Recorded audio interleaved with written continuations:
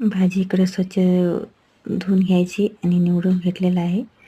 स्वच्छ धुवून घेतलेलं आहे. हे बघा 5 मिनटं पाण्यात भिजत ठेवलेलं आणि मस्त ताजी ताजी भाजी आहे, तांदळीची भाजी शेतातलं.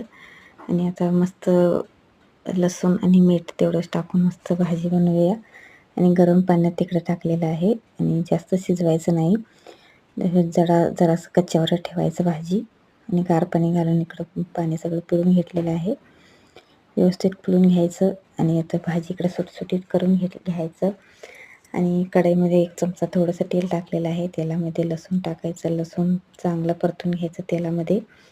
आणि मस्त भाजी इकडे शिजवून घेतलेलं आहे, त्या जास्त शिजवायचं नाही. आणि इकडे सुटसुटीत